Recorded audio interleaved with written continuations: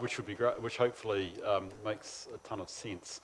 But as I say, we've got a full agenda, and we'll come to that in a couple of moments. But firstly, I just wanted to say, Tenby, thank you very much for the honour of your selection, or the team selection, that in your move to upgrade your audit committee or your finance and audit and risk committee, that you would look for an independent chair. And I'm very grateful that you folk have chosen me, if I can call it that way. Look, briefly about myself. I think I saw somebody sent me a publicity article that you might have put out of my appointment with me in a red hat. It shows that I'm a keen person on the outdoors at best. I'm in the Mavora Valley there, if you want to know where that one is. And it does reflect that, yes, I come from outside Tauranga. Arguably, that's a good thing. I bring a different lens, a fresh eye to matters. It also means that I'm going to have to beg your indulgence a couple of times, because I don't know the issues, and I see we have a few on our agenda, as well as you do, that live them day to day. But the benefits of that, I would hope you will find over time, outweigh the lack of being local. Out of interest, I'm very happy to make my CV available if you'd like to. I am either chair or deputy chair of 12 local government audit and risk committees. So I have a definite set of expectations, I believe, from the group that interviewed me, that actually you get the benefit of a person that is a professional and brings hopefully the strength of an independent approach to both the meeting and its conduct and what its focus and scope is. That's a critical part of my role, as well as also some independent inquiry. So I'm on 12, but and while my appointment was approved only last week, I still have to go through all the processes of that I should as an elected member, as a member of the governance group, to declare my conflicts. And look, I think it's worthwhile just to let you folk know. I know there's a formal agenda item, but I do already have connections with the Bay. I am the Deputy Chair of the Bay of Plenty Regional Council's Audit and Risk Committee, and I have a substantial, in my other life as a consultant, a substantial review engagement with Whakatane District Council. So that gives me some reasonable roots at this stage into the Bay. But it does go back a long way, and with Christine I was joking that in my old role as Assistant Auditor General, it was somewhere in 2005, Christine rang me in my office in Wellington and said, "Bruce, we have some challenges with our long-term plan. Can I point your attention to the issues that we're having?" So that was my introduction to the challenges of what was not, I mean, it was recognised at least in discussion, but of course you now are, and we now are, a growth council, and the challenges that came. So I'm aware of that particularly that given we have a finance function as well as also an audit and risk one. But I thought just for speed, to give you an indication of development, I'm very keen that as chair I do my work appropriately, and that I also and help guide the discussion. I have asked that probably after the second meeting, so before the third one, that perhaps we as a committee, and I would also welcome management's participation as well, sit down and just reflect on what we have done in the previous two meetings in terms of actually the agenda, the nature of the items we receive, and most importantly, what makes for an effective audit and risk committee. But I thought, without wanting to preempt that, to give you a sense of what I expect and what I look for in terms of being a committee chair, can I give you three key points that I think are important for the conduct of an audit and risk committee? I know this sounds a bit preachy, but I want us to get it out on the table. Plus one big principle which I think should guide us in our conversation. And I did this because last week I was at a Society of Local Government Managers event at a risk seminar, and they asked me what counts for an audit and risk committee. Can I say the first principle I go on is that this meeting is about the discussion. Some of the committees I've been on originally have just seemed to be there to get through the agenda. We have on this agenda today, as I've been briefed by Marty and his team, we've got some substantial issues. The critical point is that we discuss the risks that are associated with them. If we aren't talking risk, if we aren't open to discussion, we aren't doing our work. I have a principle. It's a bit loose, but actually, if we're going to sit for 3 hours, if 2 hours isn't discussing risk, we aren't doing our work. The core discipline of risk is discussion. The second part, and this is my second principle, is that we are, and I perhaps address this to management as well, clearly address this to management as well, is that actually we are a committee designed to have constructive tension. We are here to test and gain assurance from management that our risks are under control. And to me, it's really important that we recognise that how we do it is really, really important. And as chair, I will allow generally any question with the expectation that we will get an honest and transparent answer from management. But my critical request is that we play the issue and show absolute respect for each other. It's the issue and the risk that counts. It's not the messenger. So we can have good, effective and creative constructive tension as long as we treat that in the right way. My third point is risk has a connotation about being negative. It's about avoiding something. But actually, the thing that I'd like us to see in this, with my tour of duty as chair, is that risk is actually positive.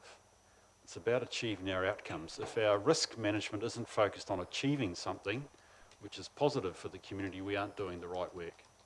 So I am very keen that we relate ultimately the risks we monitor, manage and discuss. That key point is focused on actually the positives of what we are trying to achieve for our community, and that's critical. So look, my final point is, from my experience working with and as a governor, our call is to be strategic. So if you're wondering whether you should ask a question, firstly, if it's a question of clarification, I really encourage you all to do it, number one. Number two, if you are in doubt, please, my phrase is go up, be strategic. Our role as a committee is to be up, not to focus down. Okay, that's always a challenge, can I say? There are opportunities increasingly in this agenda, and we'll talk about some of them later in the afternoon. From my read of it, we will have the chance at appropriate and relevant times to go down, but our focus is to be strategic in the nature of our work, not to get into the detail. So as chair, those are sorts of the 3 to 4 key principles and points that as a newbie in your presence, I thought it was worthwhile getting out. I was about to say off my chest. This is nothing about being off my chest, but I might as well start by trying to set some expectations. In a couple of meetings' time, I'd love us to sit down and probably in the quietness of a workshop, just focus on those for a short period as we go through. The other thing, by the way, that I love about the setup of this room, albeit I'm sorry for the folk in the back, I do love that we at least have senior management sitting around the table. This is about all of us being together. One of my little sayings is leadership isn't just governance, it's governance plus management equals leadership. And if we want to be the lead around finance and audit and risk, we need to have everybody at the table. So guys down the side, I know I've looked that way, you welcome me and I say welcome to you, because I would like you folk to be a full part of the meeting, just as much as it is for us as governors. So that to me is really important. My style, unfortunately, is incredibly informal. Despite having been an auditor and an upholder of rules, I don't like rules. So Robin has total control of my life. if I'm not doing a process right. And if you are a process person, you have a tremendous gift. It's not one that I share with you. So I tend to focus on the informality. If that causes problems, I'm also very open to being corrected, Robin. So please keep me on the straight and narrow. I don't know what his practice was in this chamber. I should have asked. I'm very happy to be called Bruce. You folk have all, for those of you that I've managed to shake your hands, I've said I'm Bruce and you've told me your first names. I tend to like that, but if you want to call me Chair, that's fine, I'm relaxed. But Bruce, you're most welcome to call me by that in the course of this meeting. So I leave that as to a choice for you. So look, that's sort of perhaps a wee bit of a sing-setter from me. Just to give you a sense that, as I said, as the new boy, the newest in the room, opening the meeting and welcoming you, it might be useful for you just to know a bit more about me. We've got morning tea, we've got a lunch at 12, and I'm not racing to get away. So if folk want to collar me and find out a bit more about me or my thoughts, you're welcome to do so. I'm very happy to be available to both management, also to councillors in the course of the day. Timby. Bruce, thank you for that. Can I just formally welcome you to your first meeting? And you're right, it was a unanimous team decision. It wasn't my decision by any stretch. And you know, there was we're delighted to have you with your experience on the 12 other councils and your past experience, particularly here in the Bay of Plenty with regional and with Whakatane. We talk a lot about, you know, greater regional cooperation, and we are starting to see the benefits of that, you know, really starting to flow now by working cooperatively with our sister councils, and having your experience in respect of that is going to be great. So from all of us, welcome. We're 3 down today, unfortunately. Yeah. But we look forward to working with you and having you as part of the team. Thank you very much for that, Tim, and I appreciate that. So I guess without further ado, we should really get down to business, and I look forward to the more informal stuff later. I wonder if I could just refer you to page 3, which is the order of business, and just want to reflect on what we're trying to achieve. Essentially, we will rock through the agenda as anticipated. Robin, what time do we have morning tea? Do we have morning tea? No, we don't. We go straight to lunch, don't we? We have lunch at 12. There we go. Sorry, I hope you've already had your cup of tea. We have lunch at 12. I understand, as convention is, we probably break for near on the hour. We do have some external visitors around some of the work that's inside public excluded, around litigation report, and we will be timing our runs so that we are ready for them, I think at 1 o'clock. Dependent on actually how we progress in terms of our work. If we need to, we'll bring some of the public excluded and committee work forward if we need to, but we'll wait and see how that goes. So without that, can I just then ask, do we have any apologies? Timby, I think you've said there are 3, and I've got Councillors Baldock, Clout and Granger.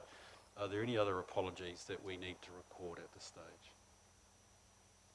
No? Could I move from the chair that we receive those apologies? Do I have a seconder? Thanks, Timby. All those in favour, please say aye. Those against? Thank you. I haven't been, there's been no indication of any public forum, anybody requesting to speak, so we'll move on to the acceptance of any late items. There have been a couple that have come to your inbox that help with the course of the proceedings today, but is there any late items that people want to raise at this point? No? We keep moving, that's great.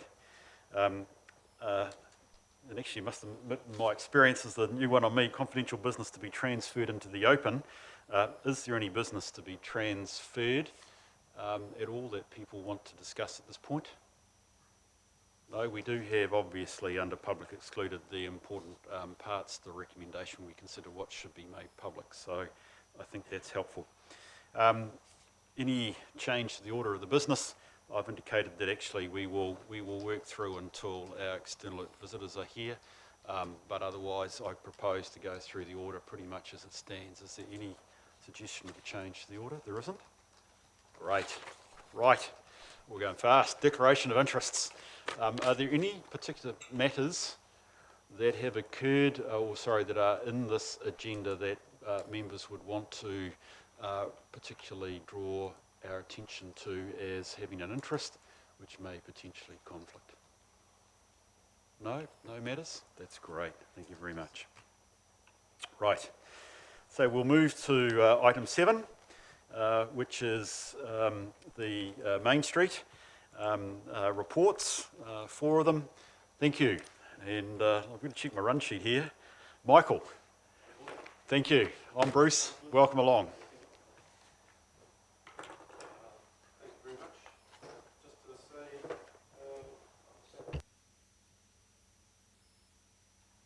Can I just add to that? It would be normal in the past that the Main Street organisations would come and present their 6-month monthly report. Based on the volume on the agenda today and based on, I guess, the direction from elected members that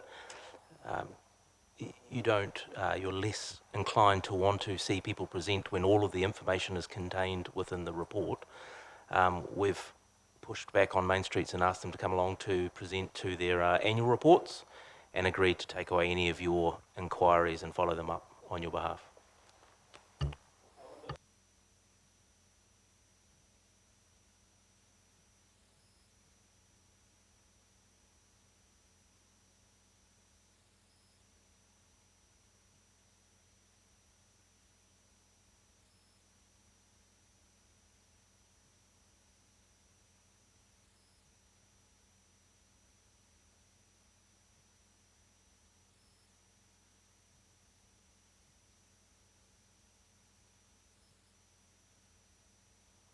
As discussed in the appendix, this is a summary of the issues that the Main Streets have presented to us. There's ongoing issues of placemaking. They seem to be all over their own economic development agenda. But yeah, that's an ongoing iterative process between the Main Streets and Council. So I'll refer to the Viking bylaw, but that was sort of beyond the scope of Main Street really. But look, yeah, placemaking and economic development are in progress and happening with the council, and it's batting back and forth between the two, and we're getting stuff done, and it's an ongoing process. So they're in good economic health, financially, and all with surpluses, all with positive equity. Yeah, I think that's a good, concise summary. The big green tick. Do I have any questions for Michael? Yes. Thank you, Bruce. So I will have a few questions. I'm just making sure that it's to be asked later on, but I'm really keen to, I'm just looking at exactly what TCC are putting into the Main Street specifically, and I would really like to have a spreadsheet of how all that money's allocated out, just so I have a full understanding. I'm a little bit confused, the overruns and how this has happened, so I'd really like some clarification on that this afternoon. All of them? Yeah, yeah, specifically the amount and the CBD. Tauranga, Main Street. My question is, are there specific things you're referring to, or can I clarify this with you in a minute, or? Thanks, Michael. Yes. Morning, Bruce. My name's John, just in G'day, case John. you can't read the sign from there. Well, Yeah. We've seen each other by Skype, haven't we, mate? So nice We to meet have. you, John. Yeah.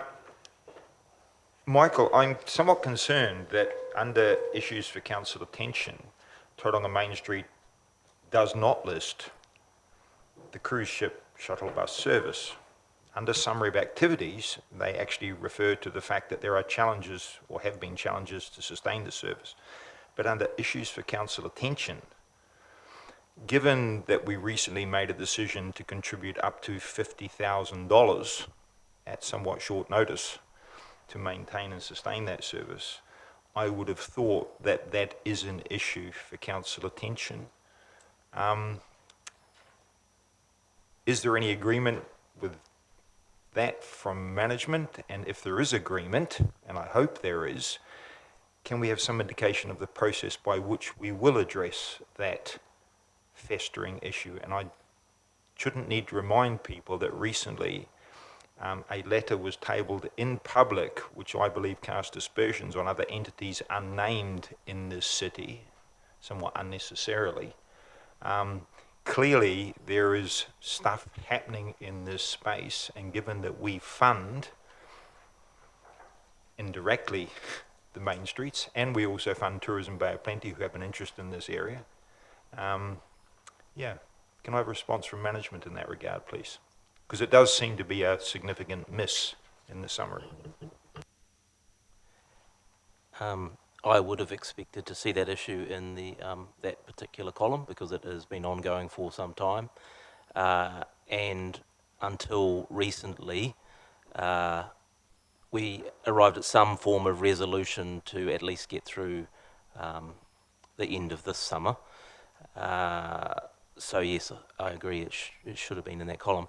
In terms of a plan for moving forward, Tourism Bay of Plenty are going to conduct a comprehensive review of all cruise ship shuttle bus operations this summer and all other tourism operations out of the iPort, and pull that all together into some form of collective workshop that will involve Downtown Tauranga, elected members, Tourism Bay of Plenty, Mount Main Street, Greaton and Papamoa, if they are interested, to look at what worked, what didn't work, where are there opportunities, and who should be paying for it. So there is no timeline on that, but it won't happen until after the end of the cruise ship season, which is 6-7 weeks away. But Tourism Bay of Plenty will lead that piece of work as independently as possible. Can I just get clarification that while there is no timeline yet established, that we will be in a situation of having a resolution before the start of the next cruise ship season? I don't want to see a repeat of what's happened this year. And the feedback I've had from the community, particularly the community in the CBD, is they don't want a repeat of this either. That would be our deepest desire, correct?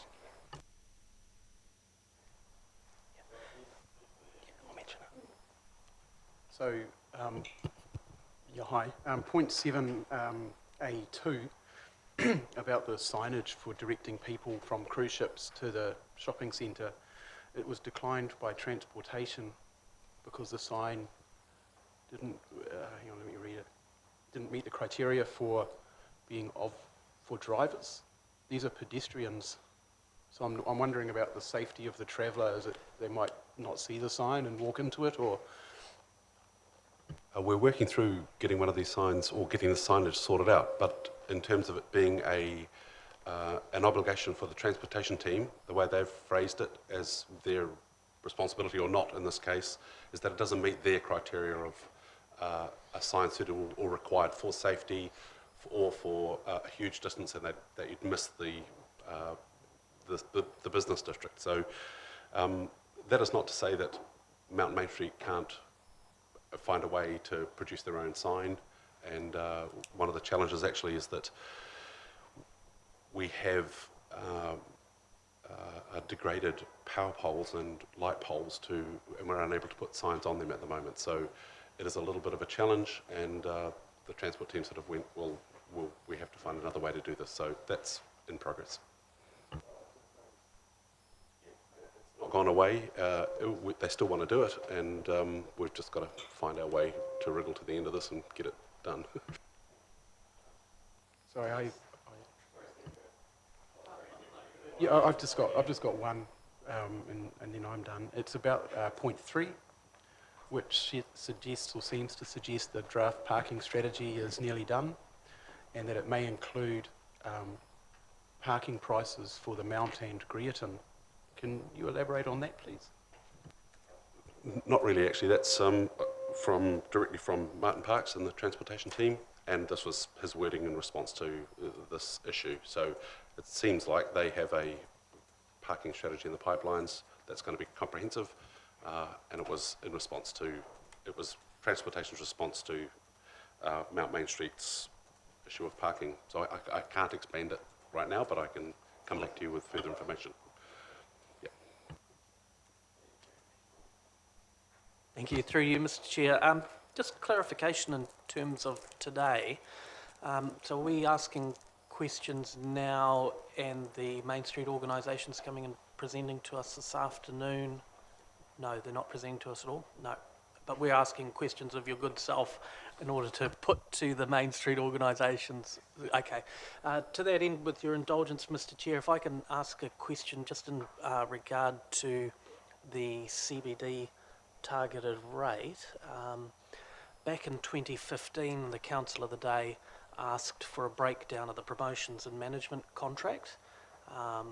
That was declined, that information was declined because as the rates collecting entity, we were seen as one step removed. But of course, we're actually the largest ratepayer. The Tauranga City Council is the largest ratepayer and member of Downtown Tauranga. So straight down the barrel, can we please have a breakdown of the promotions and marketing contract? That's a question. I'm happy to respond to that. We had an internal meeting yesterday to draft the terms of reference for a review of all 4 Main Street organisations to understand more of that kind of stuff, but also what are they trying to achieve? Are they fit for purpose for what we need as a city today? What's working in other cities? Just to do a bit of a stock take and see what's going well, where are there opportunities for improvement. So we will make a note of ensuring we get that information as part of that review. Again, unfortunately, there's no timeline yet. We just met yesterday to have the first conversation about it, but it's something that we'll roll out sometime this year and keep you posted. Just in response Christine. to the question that Andrew, Councillor Hollis was asking in terms of the parking strategy. So there's been some technical work done on a parking strategy. It was presented to the previous council prior to the election. It was provided for information. There's been no decisions made. We're waiting on the UFTI project to proceed so that we looked at how it fitted in the overall network, and then the intention is it's to come back to council. It'll come through the UFTI committee, and it's at that point that some decisions will be made. So no calls made at this point. Thank you, Christine. Are there any more questions for Michael? Thank you, Michael. That's well done. So I hear a couple of things. Clearly very interested from councillors, not unnaturally, in the whole Main Street initiatives and programs, but equally a couple of foundational reviews, Gareth, that I hear is going on in relationship to, obviously, as Christy just mentioned, the parking strategy, but actually also the whole fit and effectiveness, really, of the Main Street process as it stands, which will be of great interest, I suspect, to the council as a whole. So thank you for that. We do have a, sorry, John, you had a question. Yeah, it's sort of a point. One of the joys of living in 2020 is the public who are listening to this can ask questions almost live as we go through. I made reference earlier in my question to a letter effectively from Main Street that was in fact tabled, and I did check at the time, was in fact public information. If a member of the public wanted to see that, where would we have put that so the public can access it? That's probably a question to, I suppose, the CE in some ways. But so there was a letter from Main Street. It was tabled. We said it was public. If the public wanted to access that letter, it's not, I think, been put out alongside our agenda that's published. I'll pass to Coral to answer that. Yeah, essentially it becomes part of a public record and it needs to be accessible and available to the public. Thank you. Thank you. I don't have anything further to add. What the Chief Executive said is what would happen. It would go up on our website along with the agenda and minutes and any tabled documents that happened at that meeting. Yeah, if it's not there, we will definitely make sure it is. If we could, that would be appreciated by the public who take an interest occasionally in what we do here. Right, thank you for that. The paper actually didn't directly have a recommendation, so I would like to suggest, and I'll move a recommendation that the Finance, Audit and Risk Committee receives the reports Main Street Monitoring Report, July through December 2019. I'll move that. Do I have a seconder? Thank you. Tina, all those in favour, please say aye. Those against? Thank you. Right. 7.2, we've got finances and non-financial reporting. I'm looking for Catherine, who's going to be doing the hard yards for us.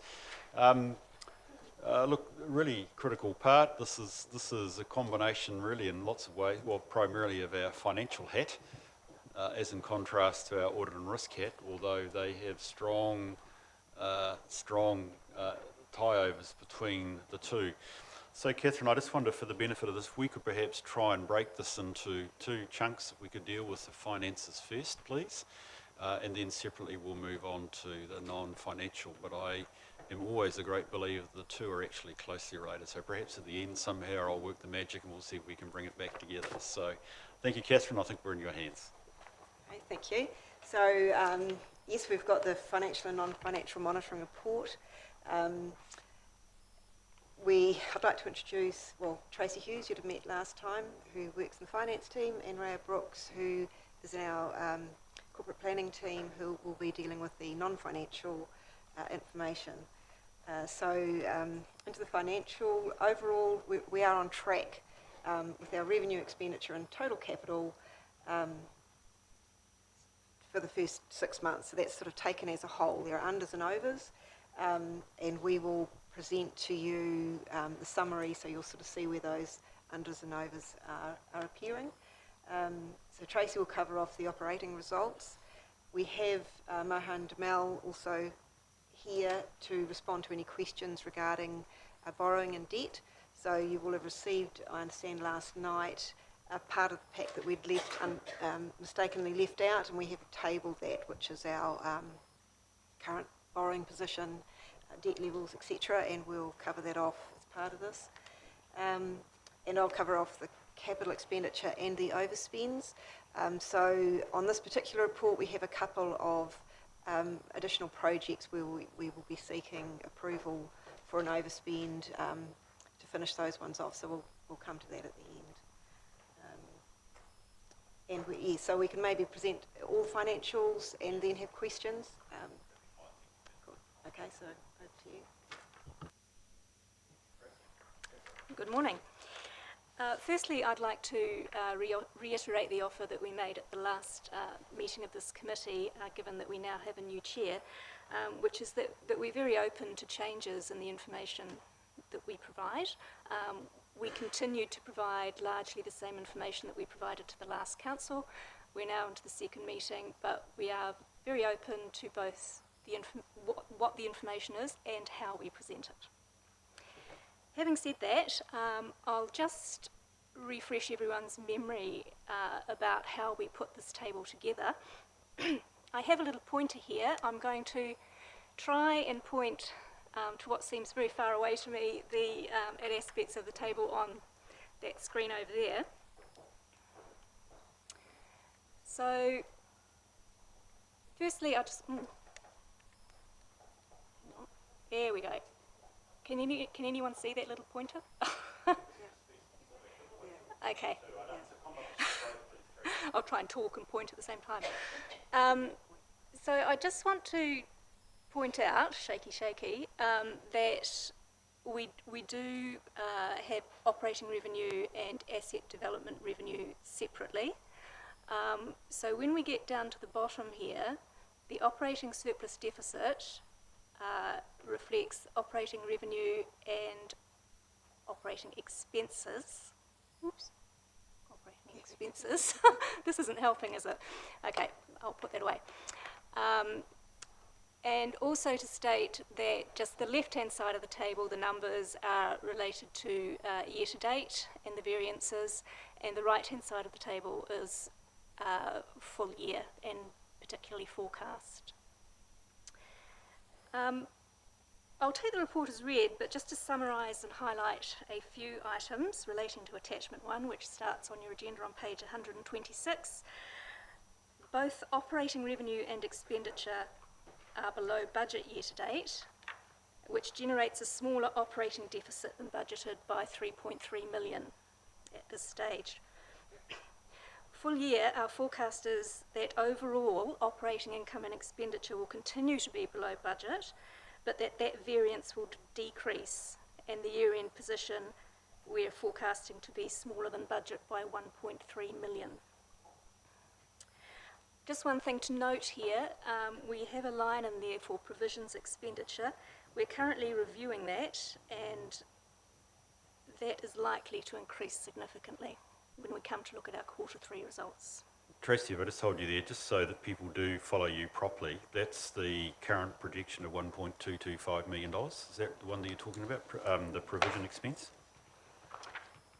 I'm just looking at the table. Yes, that's exactly right. So focus there, near the bottom end of the table, provision expense, you're talking about the right-hand columns, you've got a forecast of $1.225 million. That's correct. And you're hinting that that could be a substantially larger number. Yes. Cracker. How large? Yeah, it's currently under review. We're awaiting further information. Yes. Give me a hint as to why it might be moving, please.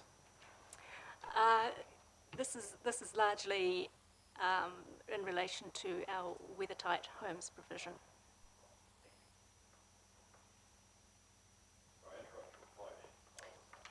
Keen to make certain people knew what number you were looking at, and thank you. I recognise that as we go into further of the agenda, we will also be looking at effectively what might impact on the provision side. So I'm happy that we hold discussion over there. So we're back in your hands, please, Tracy. What else would you like to tell us? Okay, thank you. Moving on, Robin, if you could move to the following page, please.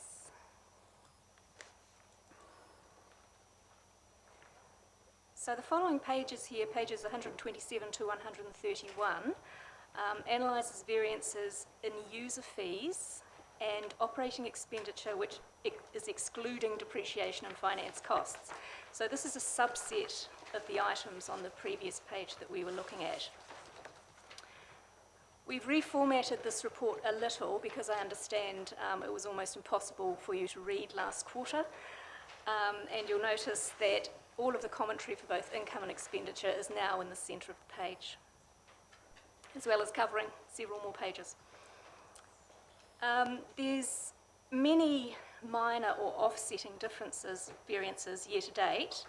Most significantly, these variances relate to digital services expenditure, forestry income in the water supply activity, and parking income and expenditure, which is due mainly to the delay in the completion of the Harrington Street building. And also building services income is significantly below budget.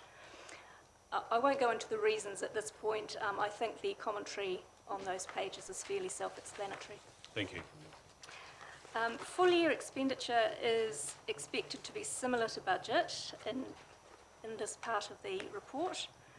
However, user fees income is forecast to be 4.3 million less than budget.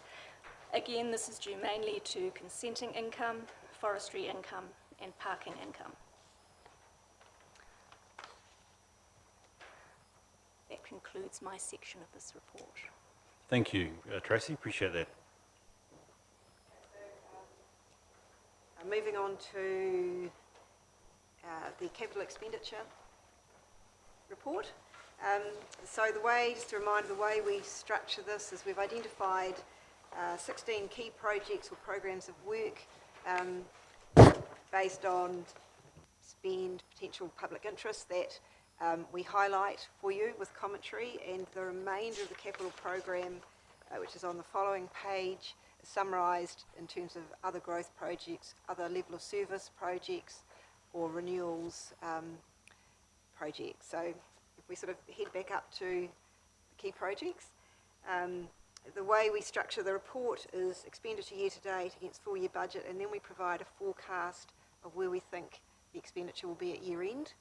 And then the colourful column, total current and future project program budget, sort of pulls out cost of completion of that particular program of work as it's planned. The colours in there come from the project management sort of monitoring and software from the project managers, and they identify whether those particular projects are on track, whether there's events or matters happening that make them critical, which is red, or at risk, which is amber.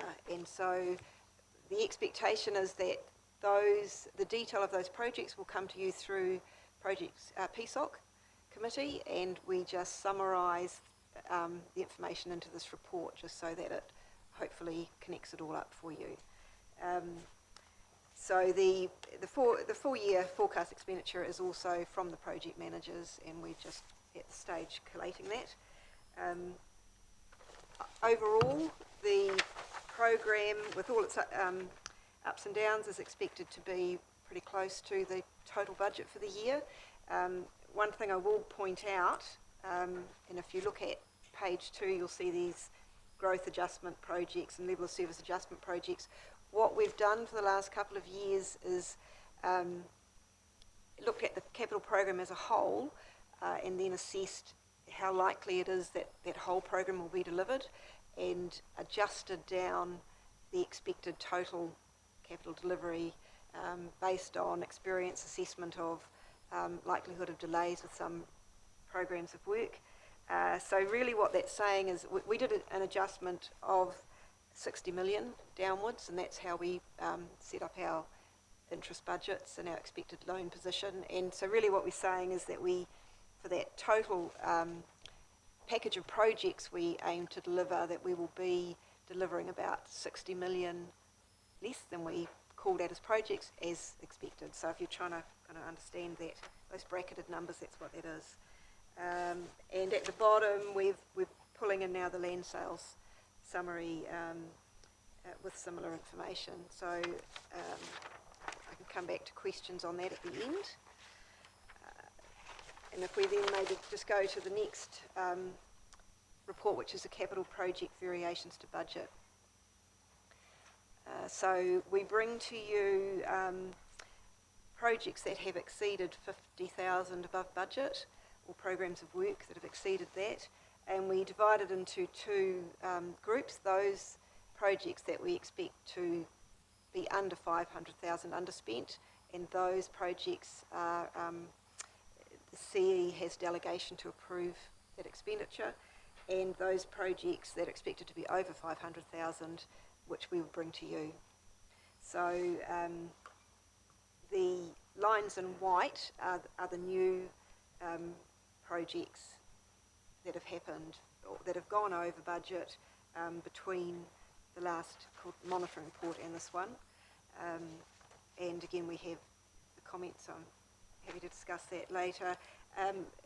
The new project below on the above 500,000 was actually an error in our carry forwards. We'd actually missed the Domain Road stormwater portion, which had been budgeted in the previous year, so we've called it out as an overspend, but it had been previously budgeted. So, Thanks for that, Catherine. Are you going to also deal with the late paper before I open to questions of clarification, which is the Treasury report? So we're projecting, based on this report, a full year debt position close to budget, and which would see us with a debt to revenue percentage of 201%, and falling well within the other financial limit ratios. Again, we have Mohan here actually if you would like some more information about that. Thank you, Catherine. Okay, there's a lot of information there that if you've gone through, you would have worked through. Before we actually have questions, is there any sort of clarification, because I know it's a lot there, is there any clarification actually on the detail to help your understanding before I then ask for broader questions? Is there anything in particular that you need to know? You're aware of what you've got. This is important because actually my eye automatically went to the forecast position at year end as being probably most critical, given I know that we're in annual plan processes as well. So we have a snapshot at 6 months, but importantly staff have, for our benefit, and hopefully theirs as well, forecast the position at year end, which becomes critical. Is there any points of clarification needed before I open it to general discussion? No, that being the case, let's open the floor for discussion and questions of Catherine and the team, and indeed Mohan over the back, thank you. And Paul, I suspect, if we need to as well. Thank you. Yeah, go Yako. Thank you for preparing it. It's nicely laid out and really easy to understand particularly like the expenses and the revenue side by side with comments in the middle. The capital expenditure looks grim. Yeah, so it looks like 400 odd million worth of capital expenditure that's either in critical or at risk stage. With the 60 million that we're saying the organisation can't deliver, if I understood that correctly, what's the risk of over delivery?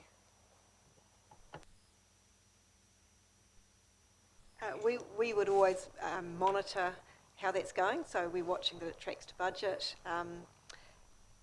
That estimate has been based largely on experience and the state of these projects as they come through. There is, of course, some risk around specific ones, but what we normally find is while one might go fast, another goes slow. It is a matter of monitoring it, and if we were in a position where we were starting to go significantly above budget, we would bring those choices back to you. It may be a matter of putting something, deferring it, or thinking about it, but yeah, just monitor it. Probably a question for Nick. Are we seeing anything in PSOC soon, just to give a bit more information or detail around the Timona program of works? Yeah, so that'll be part of the annual plan process, and some of it is outside of the annual plan process, so it goes into the long-term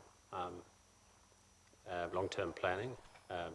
But the answer to your question is yes. Yeah, I'm just flagging that, TCC have flagged it as we've got the on-track, at-risk and critical project flags. So we've flagged, $190 million worth of work as critical, but good just to have a bit more understanding amongst elected members on why that is, and maybe have a briefing session on it at some point. Yeah, we've also got, that could be part of our site visits and the schedule of work that we sort of will brief you on then, so that it's, we could go into the risk and opportunities and not just the mechanical components of those sites, but we can walk you through the costings and planning risks around that as well. Yes, John. Yeah, staying with the criticals, Harrington Street, a couple of them have some sort of description of what the issues are. With Harrington Street, we have the promise of a separate report, which of course, again, for members of the public looking at that issue, the least we could do is give them a date that report's likely to hit council. So on their behalf, when is that report likely to come to council? And I suppose asking the question ahead of time, is that likely to be an open discussion, or is that likely to be in public excluded? Yeah, John, I can answer that. So we have a brief report and public excluded this afternoon, which is more of a status report, and then we're aiming to come back to council on the 10th with options, costings, a bit of a report on the liability accountability component as well. That's scheduled for the council meeting on the 10th of March.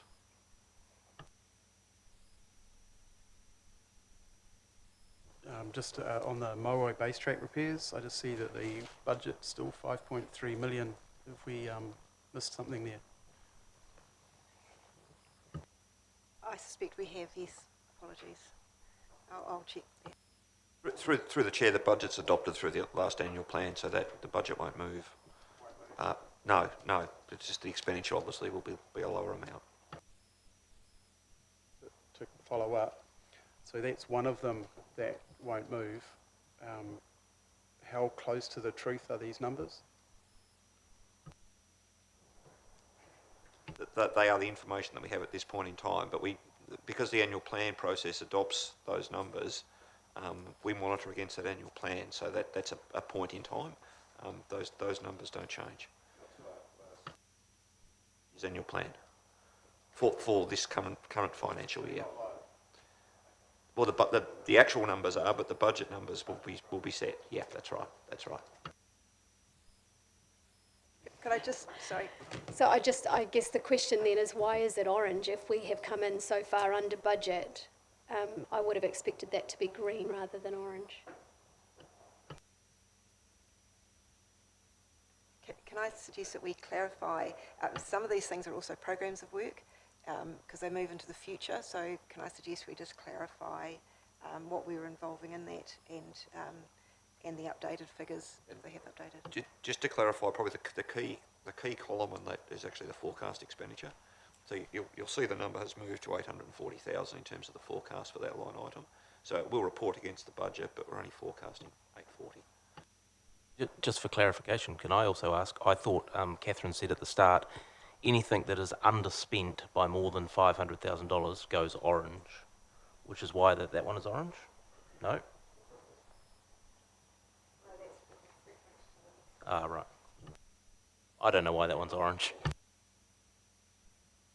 Right, I have got Steve and then I've got Dawn. Thank you.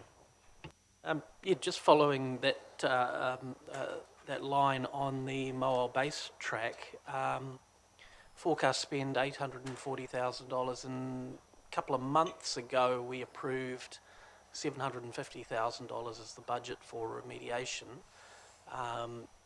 What's with the $840,000 figure? Is it writing off some previous design costs, or has there been to coin the phrase, a blowout of $90,000 on that project? Now, again, these are programs of work, so there's likely to be more than one project, and then there may well be some renewals projects that have been added into that group. So I think the best thing is if we give you, put out a breakdown of what's included in those budgets and a clarification of the 5.3, whether that will be adjusted down or whether it includes some extra work. Just for clarification, my understanding of the Moal Base Track project is that it is tracking to and or under budget that was approved recently. Dawn, I think your turn was next, please. Thank you, Bruce. Just looking at page 124, part 2.22, which was potentially the reason I'm sitting in this room today when we started this process a couple of years ago. Te Papa Anō Manu Puru Takataka is, if I stand to be corrected, asking for another 194,000 in addition to what was already approved. When that project started, I'm understanding it was about, if I remember, can stand to be corrected on this because I wasn't in council at that time, it's about 1.2 million. The spend ended up being near on 3 million, and now we're asking for another 194,000. Just wondering what that could possibly be for. Please, a breakdown on that. Hold on a second.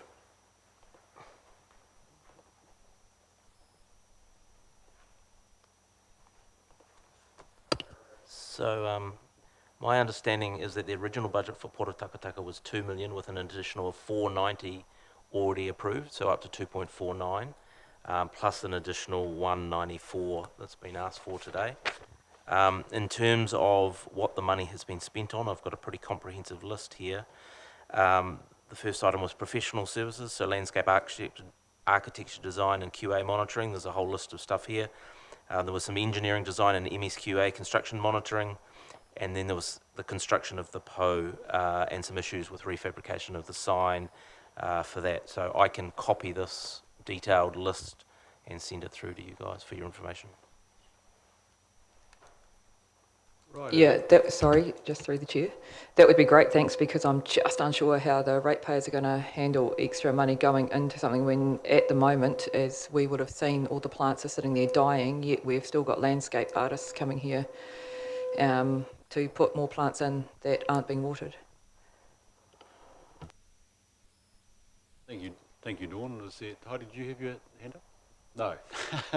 It's like an auction, isn't it? Yeah, go for it, Jaco. Maybe just a question for Nick. The $25 million we're bringing forward on Waiare, I think that's the biggest single change. What was driving that?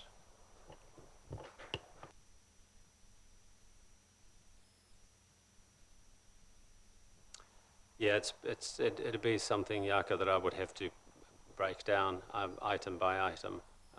Yeah, I couldn't tell you sort of main components or subcomponents from the top of my head, so I'll have to get back to you on that. Right, Jimmy.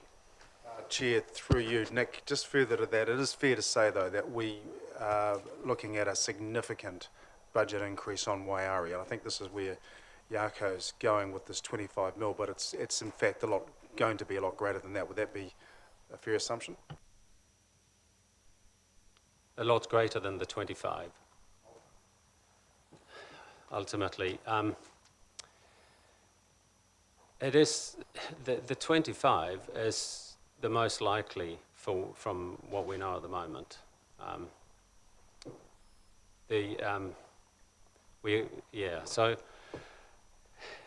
Civil's project has got the just the unknown component of what you run into when you dig big holes and lay big pipes and those sorts of things.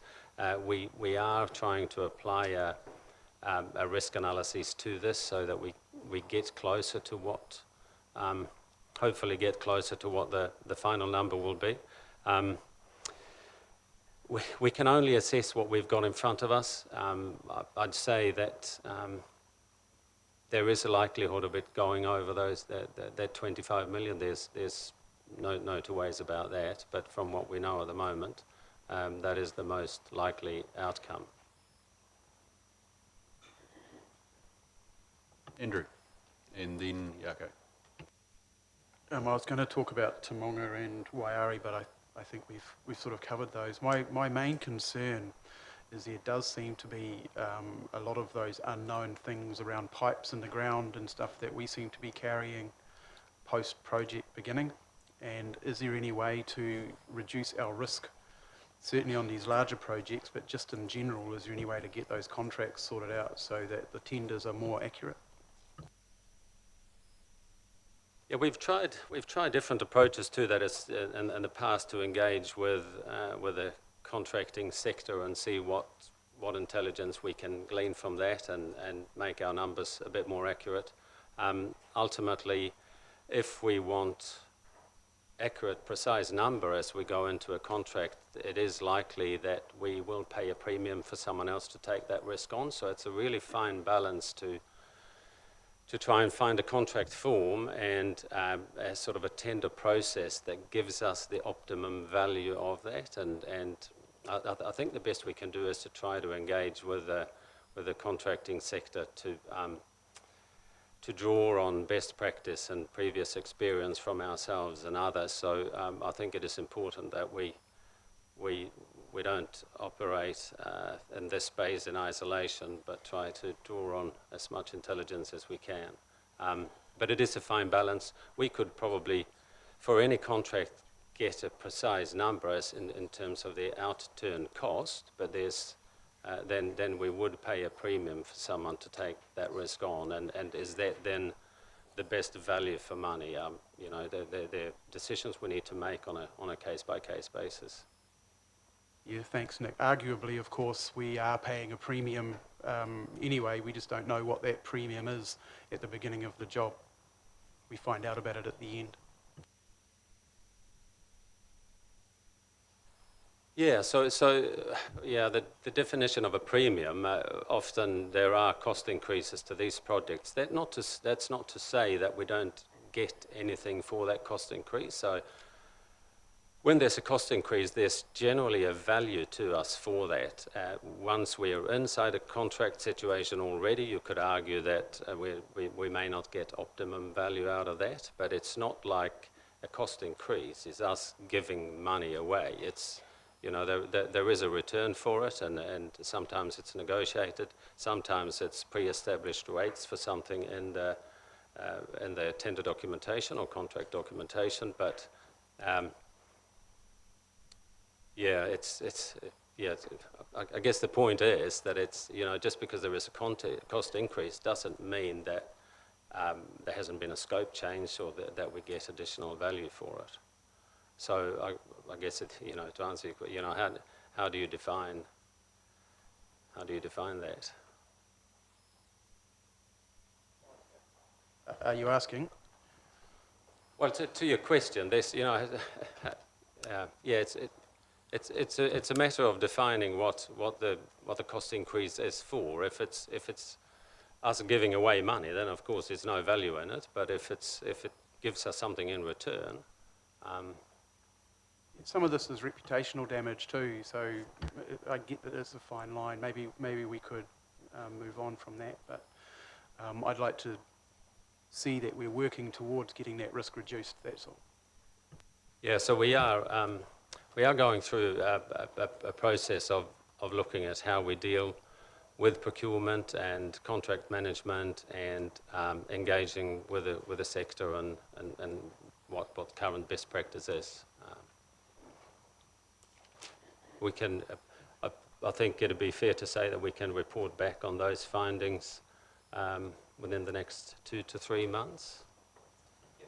Through the chair, if I can just add, as Nick has mentioned, that independent piece of work is being undertaken, and one of the key focuses on that is actually looking at, as we move through the next annual plan and long-term plan process, that we have as much certainty in a fairly uncertain environment as to what those costings would be, and then as we go into procurement, are we actually getting maximum value out of the market in terms of how we can do that, and looking forward as to how we can actually develop pipelines of work and the like, so we can actually ensure that the maximum value was created for the projects, particularly those larger projects.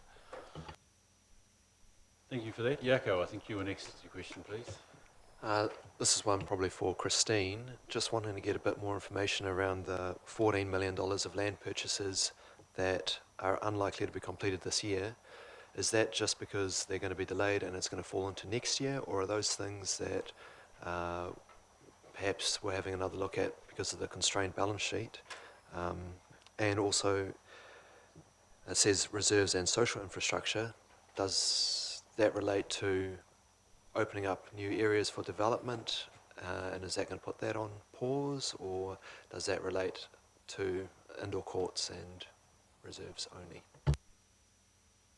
So just in terms of land, generally for growth, what we try to do is to acquire the land in advance, and even historically when we've had constrained balance sheets, we've tried to get the land. Land is hard to come by, and you're better to get it in place and land back as it generally rises. So that's sort of the general approach. It's the actual construction of infrastructure on that land that then you make a call about whether or not that needs to be deferred, etc. So some of this relates to, we could provide you with a comprehensive breakdown, but some of this relates to some of the community facility elements, and it is about actually being able to find suitable land and enter into agreements for sale and purchase of those. So there is a separate fund, if you like, for strategic land acquisitions, where if we identify opportunities, as if they fit strategically with our intentions, and those would have been directions that have been signed off by the council, and opportunities come to the market, we will take those up and fund that out of the strategic land fund, and then later on they'll be transferred into the funding from whichever department, whether it be waters or transportation, and then they would fund those subsequently. Right. Catherine, I just wonder if I could ask a couple of questions, if that's okay, as we try and perhaps then move on to the non-financial. I'm interested actually in the state of actually, are we going to achieve our financial objectives as we set them out in the annual plan? So just bear with me and correct me when I get it wrong, please. So what we're seeing on the front page is that in terms of the forecast position for the full year, subject to any discussion we will have this afternoon around weather tightness and some of the provisions you're hinting at, Tracy, we are basically on target to land where we anticipated we would land at the start of the year by a variance of $1.3 million. That's correct on our total budget. Yeah. Yeah. Yeah. I appreciate that within that there will be changes, and it will also affect the source of the funding that has occurred, given the way we've rated, etc. So, but essentially we're going to be broadly where we want to be.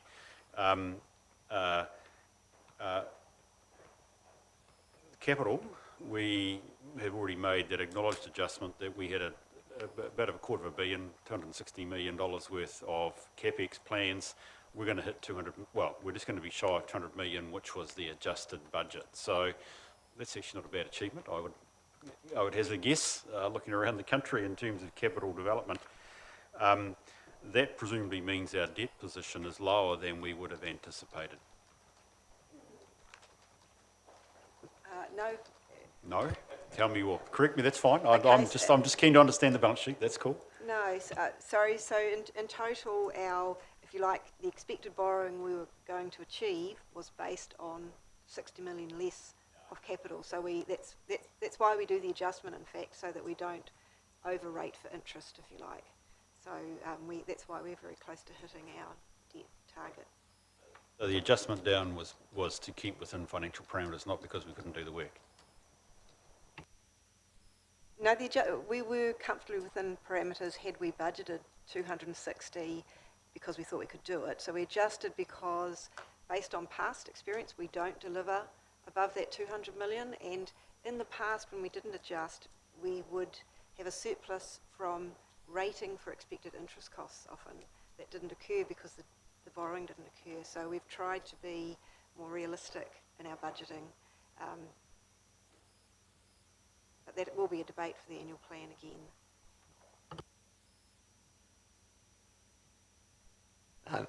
Thank you, Mr. Chair. No, just a little bit of background. So we have done these adjustments for a number of years. We've continually been reducing them over time as we've built up capacity to deliver more as well. And it will be a topic of conversation in the annual plan. Just coming back to the earlier question, I think in the event that we were to exceed it, it would need to come back as an adjustment to borrowing resolution at some point. If that was the case, current forecasters, we will be pretty much on that debt number after this adjustment at this point. Thank you very much. That's very helpful to see that. Are there any more questions of the finances, or can I get, I think it's Ria, is that right, to talk to us about the non-financial? Okay, Timby. Chair, just one. I just wanted to highlight the future, or the impending Elizabeth Street development. It's obviously it's in here and it's budgeted. There's work being done on it, and the whole idea, as I understand it from the previous council, was that it was the completion of that was to coincide with the completion of the farmers' development. I really just wanted to flag in that and Larry said this the other day. We have a moral obligation to do that. We have committed to an upgrade of a street that was part of an agreement, as I understand it, with the farmers' development, a development which is arguably one of the best in the country. Certainly it's one of the 3 most expensive developments in the country right now, and the biggest private development, and those apartments and all that come with the retail shops and that development itself is going to enhance Tauranga as we've never seen it before, to be honest, in times to come. And it gives us the impetus as a firm base to encourage other developments of a similar quality. So I just want to highlight that we have this Elizabeth Street development coming up, and I believe it's very important that we deliver on that in full and on time. Thank you, Chair. Ria, the non-financials, please. That'd be great. Thank you. It's a hard one to follow on from. So the results presented encompass the service level performance for the first 6 months of the financial year. Please note there was one oversight, which was shown one of the measures as green when in fact it was red. However, this doesn't affect the overall percentage, just the actual measure itself. So we're ensure that that is updated before it goes onto the website. Included in this report also are the results of the first of 3 waves of the annual residence survey. The next wave will be presented in Q3 monitoring report, in which it will provide a better indication of how we are tracking. So I will endeavour to answer any of your questions based on the 151 measures. Thank you. Sure, I appreciate that. There is a lot to digest, you're quite right, but it's also very important because it's the flip side of our spend in lots of ways. Actually, are we achieving the non-financial performance we actually wish to do? So could I open up for questions if people would like to ask questions of Ria or indeed the rest of the staff? Thank you. Thank you. Andrew? Yeah, thanks for that. And I just want to say, I'm really liking the new graphics and the way that all of the reports have been shown so far, so thanks for that. But just on the non-financial performance by activity, can you explain the graph? There's a one that's got green, red and grey on it, and I know what the colours mean, but I don't know what the quantum is. 137. It's the summary page of all performance. Is that the pie graph as such? It's some form of histogram. Non-financial performance by activity, page 137 of our agendas. Perfect. So this is showing via all of the different activity areas. So where it says, let's take airport, for example, 4 of those are on track with 1 data not yet available. So if you scroll back just above the pie chart, or I can find the exact page for you, but it really just says what the colours are actually meaning. So red is off track, green on track, and grey is meaning data is not yet available, whereby that can come annually. So we expect those either in Q4 or in Q3 if possible. And the number is number of activities associated with the subject heading, that's all. A number of measures, correct. Yeah, thank you.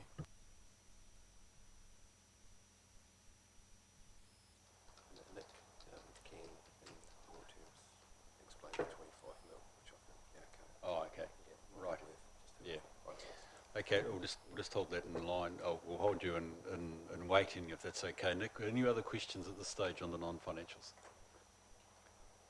Barbara, I just wonder if I could flick your way. We did have a quick discussion about trying to count days, and I'm glad to see we can here at Tauranga. I've been involved in a number of councils where we can't, and we've got the ire of the auditors. Always interested to understand some of the pressures around regulatory, and I think it's probably self-imposed limits, but we have a couple of reds here. I wonder if you could just explain your view on that. That would be grateful, please.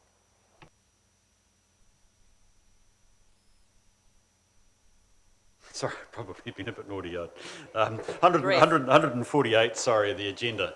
It says that we're a bit longer than we anticipate on inspections, building inspections, and the mean elapsed time is 39 days. We've got a target of 30 for granting building consents. Yeah, thank you. Yes, we did have a conversation about what working days means, and it's nice to know that we're both on the same page. So in our environment, working days means just that, working days, and if it's obviously it's a holiday, it's not a counter day, but it's also we have 20 working days to process a building consent application, and that's on receipt of a complete application. So if we need to stop it along the way to get more information, that actually stops the clock and stops that count.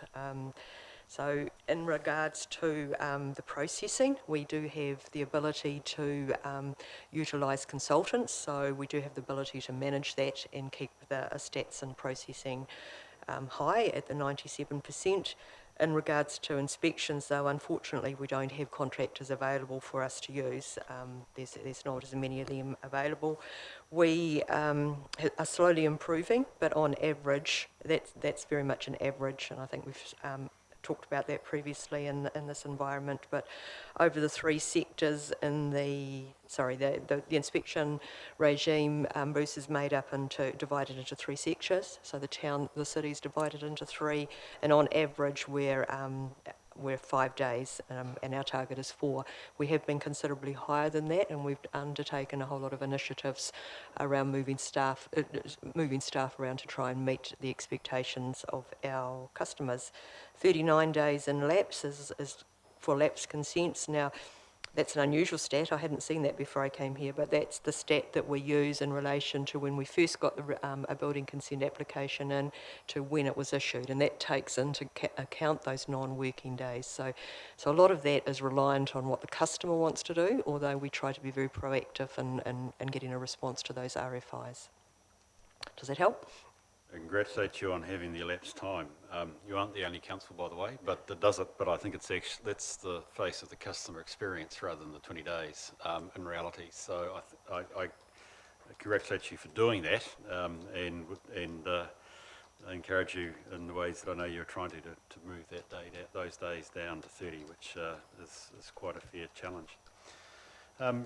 one other question that related to city infrastructure and planning related to the, again, reasonably well explained, but possibly worth thinking about in terms of our risks was the national policy statement for urban development capacity, one where we have got clearly a strategic risk, as in one that's outside of our control. But I just want to get a wee bit of explanation about that, whether it's Christine or Nick, I'm not quite certain. I just appreciate your update and views on that, please, because it's, I suspect, significant.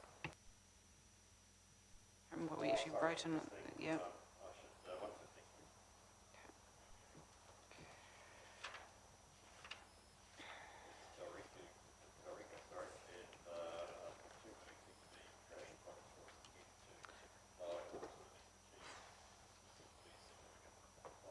Yep.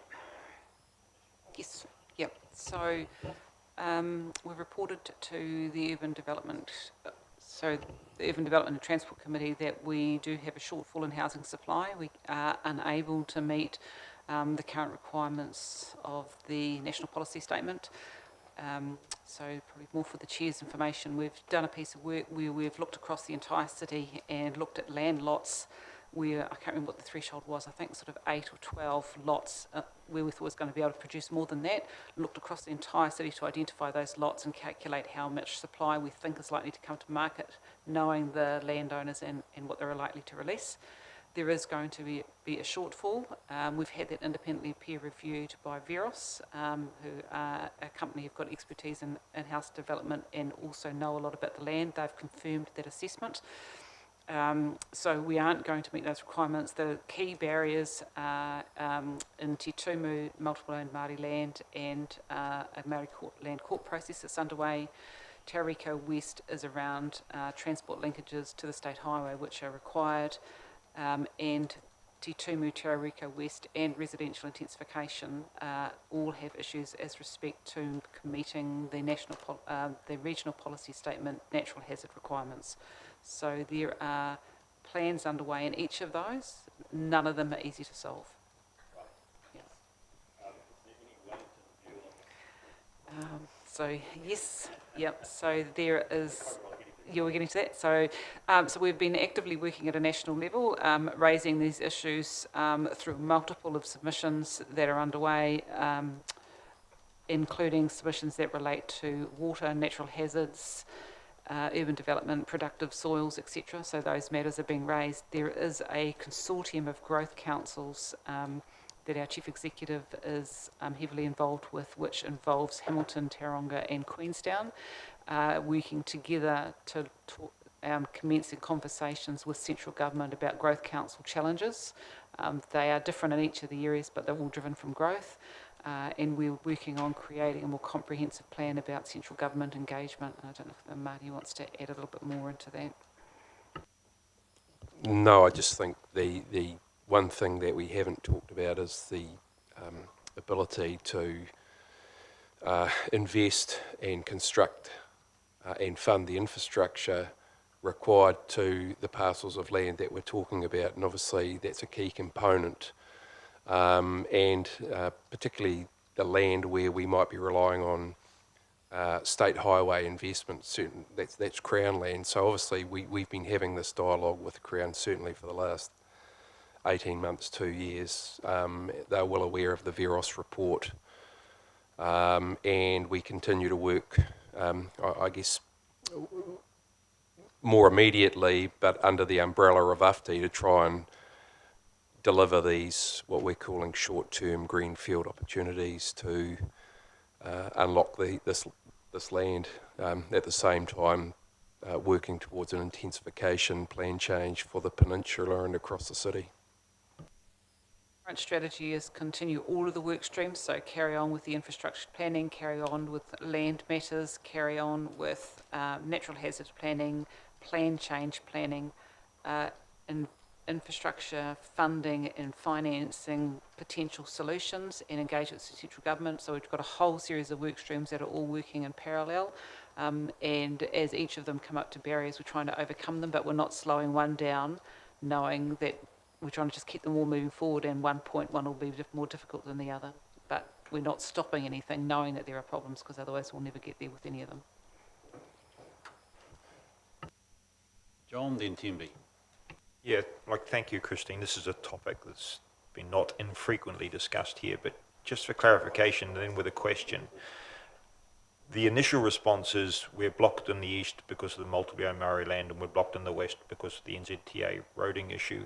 However, you've alluded to, I think you and the Chief Executive alluded to, that even should those blocks mysteriously disappear, there may be other blocks, and you have raised the issue of funding. Even if the NZTA multiply owned blocks disappeared tomorrow and we were able to achieve some sort of resolution of the funding issue, which I'm sure will be a topic for further discussion, what would our timing be to get land to market? Because that's the big issue for our developers. So a rough guide would be fine. At least 3 years is the current thinking. So by the time, so we're looking towards plan change, needing to just make some decisions around plan changes towards the end of this calendar year, well, end of third quarter for residential intensification, end of this year, early next year for the 2 greenfields. Even if you use the fast track streamlined planning processes, which was what the council has supported for residential intensification, probably looking about 18 months for that. And then you still then need to start, once you've got assurance that you've actually got an operative plan change, you would want that before you want to put the infrastructure investment in. So while you would do all the planning for the infrastructure, you probably wouldn't be letting contracts and physically building them until you've actually got an operative plan change in place. So then you've got your infrastructure build before you're actually getting the houses on the ground. So, you know, that 3 to 5 year time frame is probably realistic, taking all that into account. Thank you. Thank you. And next in line, and then Heidi. Oh, right, okay. Heidi, you've got a question, please? I was just wondering, do we have a 0 to 3 year plan for the housing shortage? Have we got something in? So we're just getting revised numbers on those housing shortages, and there is no additional mechanism. So we were using, the plan was to use the special housing area provisions that were previously in place. That was quite effective in bringing some housing supply to market. That tool is no longer available from a legislative sense, so that provision has expired. There are no other mechanisms to provide additional zoned land other than going through the RMA process. So we'll bring you the revised update, but I think in the 3 years, and I'd have to check, but I think the shortfall is about 600. So we're just working on those revised numbers now, and they'll be presented as part of the annual plan workshop on the 4th of March. Thank you. Thank you, Heidi. Yako, you've got a question? Just while we're discussing bad news, just talking or looking at our perception survey, yeah, it seems to be quite a sharp downward trend. Can you just maybe talk about the sample size? Does it usually bounce back at the end of the year, or is it as bad as it appears? Page 192. Yep, so historically, figures are always a lot lower in the first wave. And again, that comes down to sample size, whereby it's 200 should all of the respondents answer that question. And in subsequent waves, obviously, if you're looking as well at the summary dashboard document attachment number 4, you can see that the sample size increases with subsequent waves. So we do hope that it would be more positively in favour.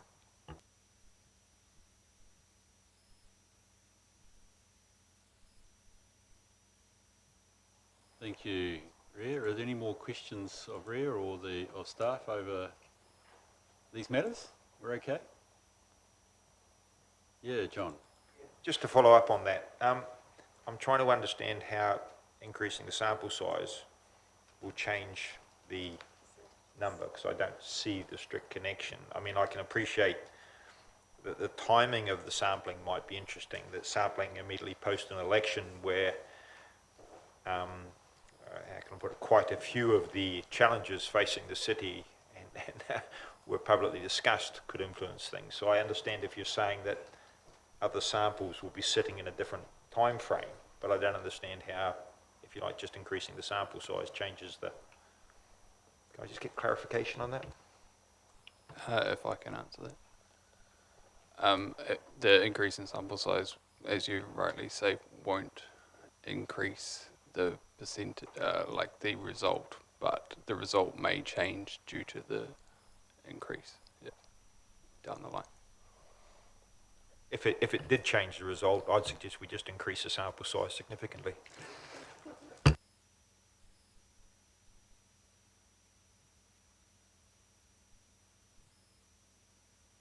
Look, are there any more questions here? I just wanted to, perhaps my last question, this is really useful stuff, and I know it's partly dealt with in other committees, but it does become important where we try and hang it together. In particular, we get into our discussion about our risk position later this afternoon in public excluded. I'll just ask a question about emergency management, please. I'm not quite certain, Rhea, who I should be asking this one of. Gareth, that is, I hear your name. I'm interested in the percentage of staff that are trained to an appropriate level. This is something we're in a collaborative arrangement across the bay. I suspect we all look at each other to see whether we're doing our part, and obviously being able to staff our part and have them trained is interesting, and we have a relatively low percentage there. I just wonder if we've got plans to fix that and what they are. Yes, we do. So we do have a arrangement with Emergency Management Bay of Plenty, but in the last couple of months their trainer has left, so they are without a trainer. And as of 1 July, we've taken back, 1 July this year, we're taking back the responsibility for that training anyway. So we are currently recruiting, which it is closed, and we're into interview stage for bringing that piece of work in-house with the express view to upping our percentage of trained people within the organisation. You never quite know when they will occur.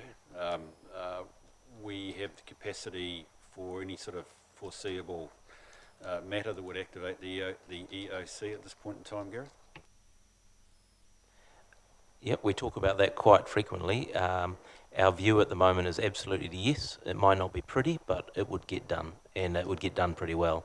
The goal over the next year is to try and tidy up the systems and processes and be a bit better trained so that when we have to do it, inevitably, it's a bit slicker. But yes, to your question. Thank you, appreciate that. Right, folk, we've had a fair crack at both the finances and the non-finances, I think. Before I look to see what the motions are, can I just check there aren't any outstanding questions that people like to raise? You have one, Heidi? I just do have a small question around the same situation, and it might not be a good question for here, but coronavirus is pitched to become a pandemic, possibly. As a council, have we got systems in place for that, or are we engaging on a government level? Yes, absolutely. So a whole variety of work streams going on in that space.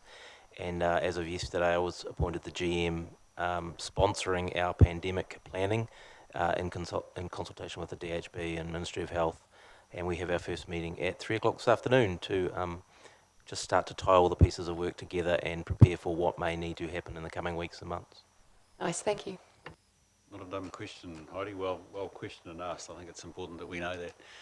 Catherine, before I move to the motions, can I just check, please? Obviously, there's the standard motion to report, but I think you indicated, and as we have here, 2 additional requests to approve overspends. Could I just ask you to make certain, for the benefit of the meeting, that you just clarify what you're asking for there, please, from us? Right, so both these projects, the dollar amounts presented here are obviously would normally be within CE delegation, but both these projects have previously come to elected members for an increase, so that we've added this on and said these additional amounts therefore need to have the approval of council. Paragraphs 21 and 22 outline what has arisen to lead to this additional spend. So for the Durham Street project, there have been some additional works to completion of that project. that were over and above the costs outlined in DC 64 when the additional spend was approved. And then, as discussed previously, with Te Papa Ona Manu Poro Takataka, the same thing has arisen. There have been additional costs above those in the report where your approval was sought. So it's bringing that back in, say, to completion of these projects, this will be the estimated cost and to seek your approval for that. Thank you, Catherine, that's helpful. Just before sorry, Dawn, do you want to make a point? Yes, could I just please be asked that on the page 122, just regarding the recommendations, that we can take them all separately, please? It's fine, we can do that. Yes, Heidi? Can I just get clarification? So the money for the park, that's not for something that's happening additional on the park, it's for costs that have already been incurred for that? Yeah, the costs required to finish the work that has already been completed. Yeah, there's no additional work planned at this stage. That'll come back. I'm not sure of the date, but a whole lot of options in terms of what else we could do with that space if we decided to put more money towards it. Thank you for that question. Look, before John, you've got more, please. Yeah, just in the light of a question about taking things in parts, could I request clarification from the Chief Executive of what the substantive effect would be if members voted not to approve either of those two recommendations? Because it does seem to me to be they're somewhat phatic or pyrrhic motions. But what would be the effect if we said we don't approve? For the record. Yeah, well, the recommendation actually shouldn't be to approve. It should be just to note the factors that the money is spent, and we have a requirement to inform you, and that's what we're doing. So, so perhaps we could change the recommendation to reflect that. And I would be happy to move the motion if the recommendation was changed, Chair. John, and appreciate actually the clarification, because that's what crossed my mind too. It would be interesting if we were to, that doesn't mean to say that you shouldn't be concerned about an overspend, by the way, but it's not dealt with best through this motion as the way it stands. So I will come back to the motion, but Nick, I understand you might be able to help us with the 25 million at this stage. So seeing we're still dealing with the financial business, Nick, if you've got some points on that to make, let's hear that before we go back to the motion. Sorry, I hadn't realised that. Yeah, just replaying Jako's question in my mind. I think I misunderstood it in terms of the detail that you were after, and so I'm happy to outline sort of the main categories where the 25 million sits. But since it is an assessment of ongoing work, I couldn't give you just the exact detail of the dollar value against each component, but I'm happy to sort of outline where that lies, and one of them is in the intake structure, which has proven to we've found much more demanding ground conditions than we anticipated. We did a lot of geotech testing. Despite that, we found some pretty complicating factors to the completion of that structure, which means some redesigned components, some redesigned elements, some more testing. Drilling. One is the next one is the ground conditions, particularly on the farm section component of the pipeline, are quite challenging. Another factor is the tender pricing coming in above estimates, and I guess that's the market telling us what the value or the cost of components had gone up more than we anticipated in the first instance. So that's the third item. And interestingly, on that, it's actually worth mentioning that we're trying to work with the sector to figure out how best to put these things to the market. And on that PE pipeline from the Waiari, which is a considerable amount of work, we engaged with the sector, asked how do we get the best value out of this, and the response we got back was make it into big contracts so that the premium contractors, the big players, can price this and really drive competition. So that's how we put it to the market. They came back with nothing basically, because they felt that the risk then was too great. So we had to then divide it back up again and put it back out to the market in 3 sections, for which some of them bid, but it's just worth noting that, you know, we do try to engage with the sector.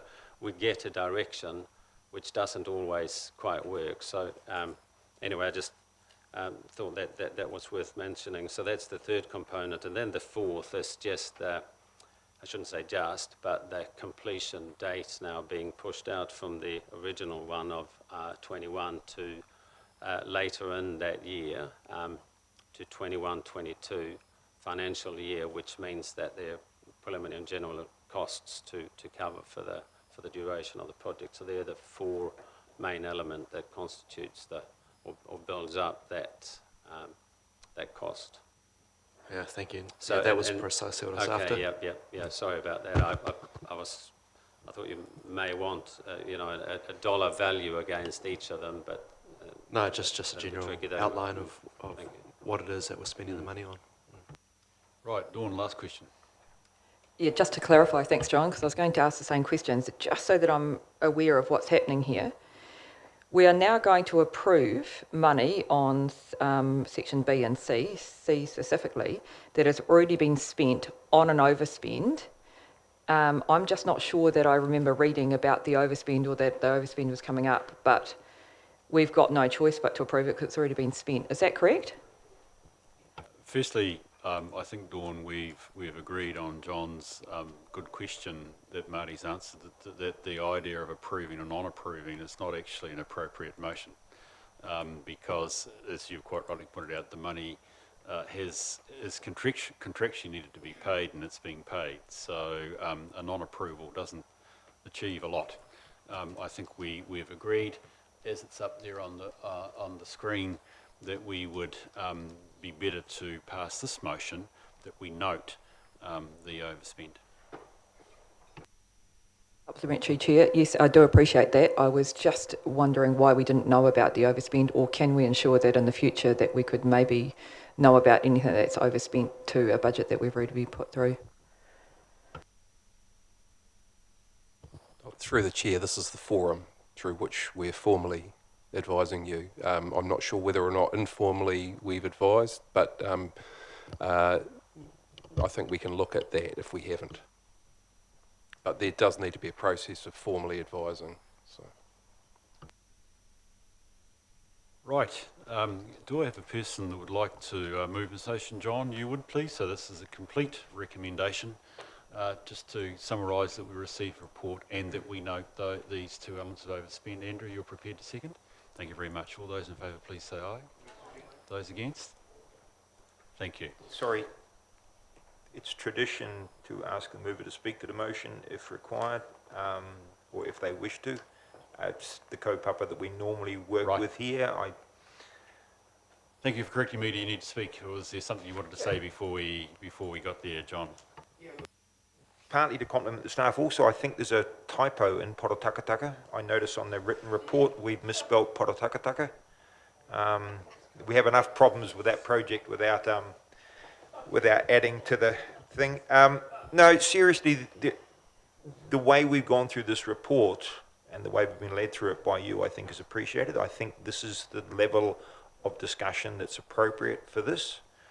I also think, though, that when we adopt the report, we do need to stick to the kaupapa of allowing people to make points for the public record about where they sit on particular issues. I think that's partly to enable the people in the community to understand where elected members sit or on particular issues. But it's a good report. It is evolving. It is getting better. Clearly, the level of questions suggests there is more to do. The balance is difficult. I would ask that we address the systems issue. It is still not possible to use and peruse this report properly on using the medium by which it's provided. It's a circus. I have some staff provided me with some A3s to do the work, but we've really got to improve our systems here because it's tough enough as it is. It's a detailed enough report as it is. So there are issues around that.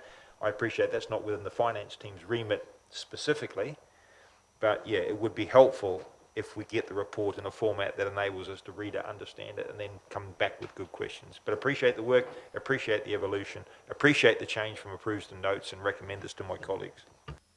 Thank you very much, John. And I take on board your advice, by the way. That's one of the things I think I said to Tina when I got up this morning. I need to listen. If I am going against normal co-popper, as you say here, I would like to correct that. So thank you for being upfront on that one. I'm not going to re-put the motion because, in fact, I think we have actually passed it in effect, but I just got the order wrong by not letting you speak first. So sorry about that. Rhea, Catherine and Tracy, thank you very much for your hard yards. It's been a good long session. Appreciate the information, and yes, I do wish you well on the A3 idea and how we get that in a more readable form. But that's the actual problem. Could we please move to item 7.3, which is Lagoima and the Mayor's and Councillors' requests. Coral Sooner, sorry. Thank you very much, Coral. Appreciate that. Good morning. I'd like to introduce Kath Norris, if you... Hi, Kath. How are you? Welcome along. Kath is our team leader of Democracy Services, and she puts this report together. We don't have anything to add to the report, but I'm more than happy to answer any questions, unless Kath wants to say something. Have you got anything you want to add to that? I know Coral might have spoken for you, but if this is your chance. Okay. Can I open it to the, wait a sec, I got Marty on my shoulder here. You right? Are you okay? Can I open it to the floor? We've got any questions on this, please? Yes, John. Yeah, this is a perennial, and welcome to Tauranga. The Colgan report. This has been a topic of some discussion in the community. It's also been a topic of some discussion amongst councillors. I have taken the liberty of seeking legal advice with regard to the accessibility of this report. I would like to sort of publicly and formally request that the Colgan report be made available to councillors. The reasons for that is I think that we have a right, indeed an obligation, to know what's contained within that report. I understand, having sought advice, that the primary risk is a risk that information is put in the public domain that should not be put in the public domain. I see this request as a matter of trust between the Chief Executive and elected members. So I'd like to formally request in this environment that that report be made available to the elected members. I'm struggling to find a reason, and my legal advisors have struggled to find a legitimate reason for withholding that report. Thanks for that, John. I think if we treat that with respect as a request, I think that's something which I think we need to afford Marty the chance to work through after the meeting, unless, Marty, at this point you have a particular point you'd like to make. No, I think this is one of those situations where I'll just note the request and report back in due course to Council. Possibly helpful, John, if you're prepared to make your legal advice available to Marty. I think would be logical. Any other questions that we have here in relationship to this report? Could I just ask a question, please, Coral and Kath? I noticed at paragraph 14 we talk about a ombudsman's review. I just want to check that I understand can you explain to me what this review is? And the context is I have seen, nearly experienced the Ombudsman undertaking a number of, if you will, self-started reviews of other local authorities, and they have given rise to interesting results. Is this one of them, or is this something different, please? It will be interesting process for us. We actually had them on site last week, and they conducted a number of interviews with staff across the organisation. And the little informal chat I had with them afterwards was about how impressed they were with staff's commitment here, which was nice to hear.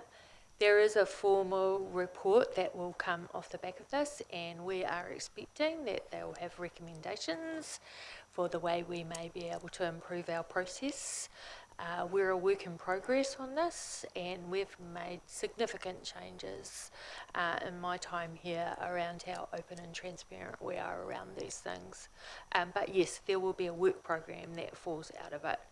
I would expect, having read previous reports, there's often a lot of detailed recommendations that will fall out of it. softening us up for a report that says you could do a few things. Don't worry, Kath, I understand that. But in effect, it's to understand the nature of it. So, Marty, I think you may have some comments. Yeah, just to your comments about self-initiated reviews, the Ombudsman is required to review, I understand, at least 3 local authorities per annum as part of his contract with, or KPIs or work program as agreed to with government. And I think this is probably the 3rd or maybe 4th year of these types of reviews. It just so happens that this year it was us. When asked whether or not there was any particular reason why it was us, he said essentially it was just part of a work program, and he reviews large and small councils, and we were just part of the mix this year. It is important to note, though, however, that the report does get tabled in Parliament. So, you know, I think it's a way of the government, through the Ombudsman, of ensuring that public organisations continue to be transparent and open with the information that they have available. Well, I think there's nothing I sense here in my short time with the city that suggests that we're wanting to hide anything. So I'm sure we will take the review in good spirit, Marty, and we can only now see what they say, given the die is cast. Just no other discussion. Could I ask for a mover for this recommendation, please, which is that we receive the report? Yeah, thank you, Andrew. Anybody want to second it, please? Thank you, Jaco. In terms of the cover, Andrew, anything you want to say in moving the motion, please? No. Thank you. In that case, I put... Oh, sorry, Jaco. Oh, we get the second. Yeah, second you get a chance. Okay, fair enough. Go for it, man.